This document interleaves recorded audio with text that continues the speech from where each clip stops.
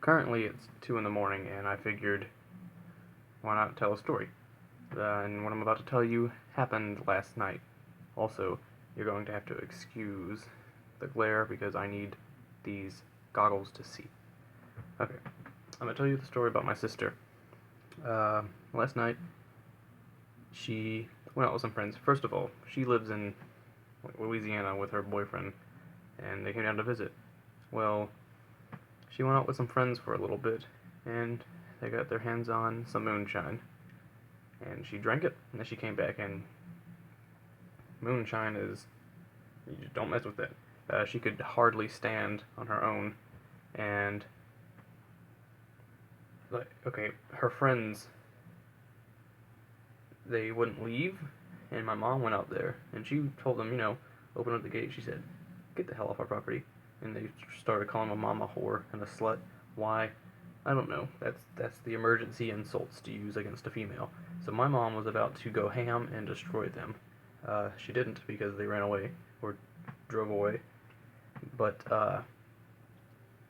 so in between, those arguing between my mom, my sister, and her boyfriend, my sister's boyfriend, and I don't know, my sister, she just gets ridiculous when she's drunk.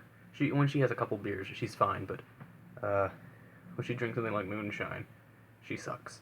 So she was walking off the property, all of this happening at like 12 past in the morning.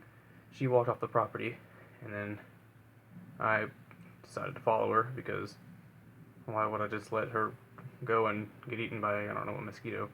So I follow her, and there is this vehicle coming from where I'm looking, which was like, I don't know, west. I don't know what that matters, but and they stop next to her, and I don't know why, but then they notice me, and they keep going, and I'm 5'7".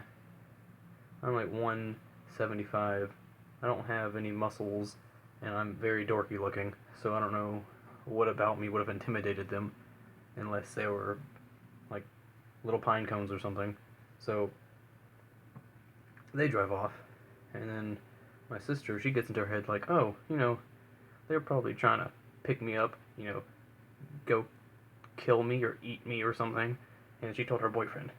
Her boyfriend did not approve of that, and they both got in the vehicle and they hunted these people down, who had driven off further into my dirt road of dark abyssness, if that's a word.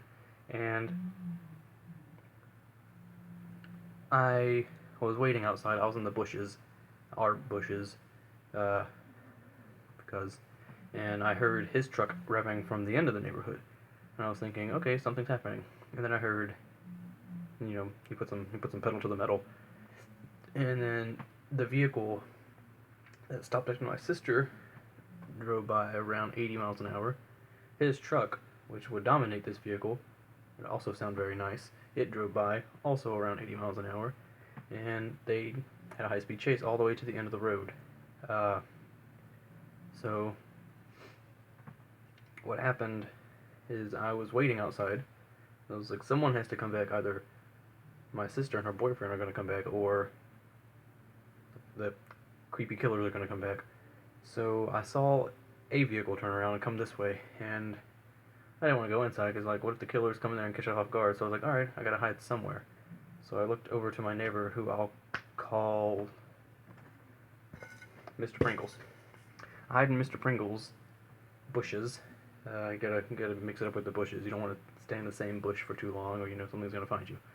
So I hid in his bushes, and then it turns out it was just my sister. But then for the rest of the night, there was just bickering and arguing. But I can't really put into words how stressful it was. I was sore because I kept having to follow. I owned a dog.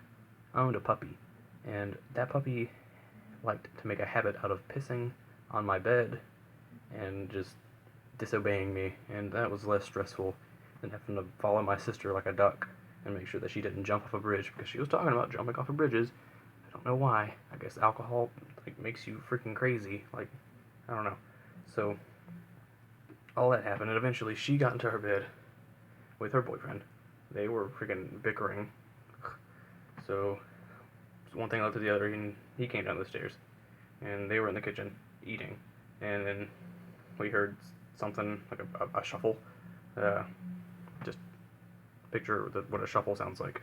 And he walked to the door, and all we heard him say was, "You can tell your family while I'm leaving." And then he walked out.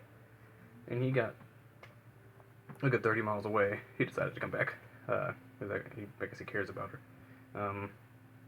So he got there, and there's not really a bad ending to this. But there was high-speed chases, and I was hiding in the bushes. And we have security cameras, so I'll try to get a copy of that, and I'll show you, because I probably look like an idiot. I felt really cool. I felt like a ninja jumping through the bushes, and I had a little pocket knife. I don't know where it's at, or I would show you. I had a little pocket knife, a little black Japanese-looking pocket knife, and I was ready to cut up some creepy killers. But I probably look like an idiot, so I'll try to see if I can find that. And that's pretty much the entire story. So that's that. Also, I probably should have said this at the beginning of the video, but this is recorded on my phone. The quality probably sucks. The audio definitely sucks. The lighting sucks. But that's the story about the time where my sister drank moonshine. Not a very exciting story, but my friend wanted to hear this, and I didn't want to tell him in person, because why would I? This is 2016. Who talks in person anymore? So I decided to make a video. And that's that.